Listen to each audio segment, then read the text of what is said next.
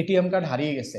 এখন ATM card যে হারিয়ে গেছে, কেন হারাইছে এটা জানি না, তবে এটিএম কার্ড হারিয়ে গেছে, লস্ট হয়ে গেছে, এটা দিয়ে শুনেন। এ দিয়ে হচ্ছে, এখানে সব লেখা আছে, এ দিয়ে হচ্ছে একটা নাটক, all Soyel that and Soyel, মানে শেষ ভালো যার সব ভালো তার। এটা কিন্তু একটা ট্রাজি কমেডি। আমরা ওই যে যখন ট্রাজি কমেডি পড়াইছি, ওই ট্রাজি কমেডির লিস্টে এটা ছিল যে শেষ ভালো যার সব ভালো তার। এরপরে as you like it, A দিয়ে অ্যাজ ইউ লাইক ইট, অর্থাৎ তুমি যেটা চাও, as you like it. T দিয়ে হচ্ছে টেমিং অফ দ্য শ্রু, আর একটা হচ্ছে 12 নাইট। এগুলোর আগে কিন্তু দাঁত আছে, the, the taming of the shrew, the 12 night. But এখানে দা লেখা দরকার নেই, কারণ বারবারে দা লিখতে গেলে আপনার তখন ওই যে টেকনিকের সাথে মিলবে না, কারণ প্রায় সবগুলো নাটকের আগে দা আছে। দা আপনি ধরে নিয়েন, এটা আপনার ইম্পর্টেন্ট না যে দা থাকতেই হবে বা না থাকতে হবে, এটা না থাকলেও সমস্যা নাই। তবে এক্সামের অপশনে এরকম থাকতে পারে, the taming of the shrew, the 12 night থাকতেই পারে। তাহলে টি দিয়ে হচ্ছে এই যে 12তম রাত, 12 নাইট, এরপর টেমিং অফ দ্য স্ট্রু। এরপরে আমরা টি দিয়ে আরো নাটক পাবো, সেটা হচ্ছে দেখেন, টি দিয়ে হচ্ছে টেম্পেস্ট, শেক্সপিয়ারের আরেকটা নাটক হচ্ছে টেম্পেস্ট। আর এরপরে টু জেন্টেলম্যান অফ ভেরোনা, অর্থাৎ ভেরোনা থেকে আগত দুইজন জেন্টেলম্যান। আচ্ছা, ভেরোনা শহরটা আপনাদের পরিচিত লাগতেছে, মনে আছে?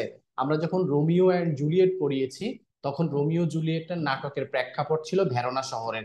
ভেরোনা ইতালির একটা বিখ্যাত শহর, ইতালির শেক্সপিয়রের প্রায় নাটকেই ইতালির প্রেক্ষাপটে রচিত হয়েছে, ভেরোনা, এরপরে রোম, ভেনিস।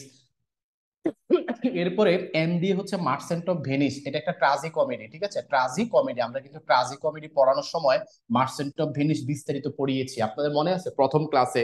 ওই যে অ্যান্টনি ছিল নায়ক, শাইলক হচ্ছে ভিলেন, শাইলক ইহুদি মাংস কাটার যে গল্পটা, সেটা হচ্ছে মার্চেন্ট অফ ভেনিস। এরপরে আরেকটা tragicomedy, measure for measure. Tragicomedy গুলো এখানে কেন আসছে, কারণ আমি কিন্তু বলেছি কমেডি হচ্ছে 15টা, আর এই 15টার ভিতর ট্রাজি কমেডি হচ্ছে 3টা। ওই যে লাস্ট, প্রথম প্রথম ট্রাজেডি, কিন্তু লাস্টে গিয়ে কমেডি, এই জন্য এগুলোর নাম হচ্ছে ট্রাজি কমেডি।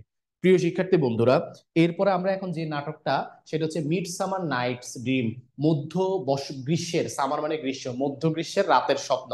মাছ আডো অ্যাবাউট নাথিং, এটার অর্থ হচ্ছে মাছ আডো। মাছ আডো মানে হচ্ছে অকারণে, অ্যাবাউট নাথিং মানে অকারণে অনেক হইচই করা। মাছ আডো মানে অনেক বেশি হইচই, অকারণে হইচই। এটার অর্থ দ্বারা এরকম যে অকারণে কি করা, অকারণে হইচই করা। এরপরে আমরা এবার যেটা করতে পারি, আহ এই কার্ড, ওই যে এটিএম কার্ড লস্ট, কার্ড কি হয়ে গেছে, লস্ট হয়ে গেছে। তাহলে এটিএম কার্ড যে লস্ট হয়েছে, এই কার্ড শব্দটা দিয়ে আমরা মনে রাখতে পারি কমেডি অফ কি, বলো? কমেডি অফ এরর্স, মানে কার্ড দিয়ে আমরা মনে রাখবো এরপরে কমেডি অফ এরর্স। আর লাভস লেভার্স লস্ট, লস দিয়ে হচ্ছে লাভস লেভার্স লস্ট, মানে হচ্ছে এটার অর্থ হচ্ছে প্রেমের ফল বৃথা গেল। লাভস লেভার্স লস্ট, প্রেমের ফল কি করলো বলতো, বৃথা গেল, প্রেমের ফল বৃথা গেল। এখানে একটা কথা বলে রাখি, চাইলে তো এইভাবে মনে রাখা যায় যে এটিএম কার্ড লস্ট, ঠিক আছে? এটা মনে রাখো, এটিএম কার্ড লস্ট। আবার যদি মনে হয় না কার্ড দিয়ে কমেডি মিলে না, তাহলে তুমি চাইলে নতুন একটা বানাইতে পারো যে এটিএম এর কমেডি, এটিএম এর কমেডি লস্ট। যেমন ওই যে বাংলা নাটকের এটিএম শামসুজ্জামান কমেডি তারকা ছিল, উনি মারা গেছে, তার মানে এটিএম এর কমেডি কি হয়ে গেছে, লস্ট হয়ে গেছে। কমেডি যদি কার্ড মনে রাখতে ভালো না লাগে, তাহলে এটিএম কমেডি লস্ট মানে হচ্ছে কমেডি অফ এরর্স, লস্ট হচ্ছে লাভ স্লেভার্স লস্ট। তো এই নামগুলো কিন্তু মনে রেখো।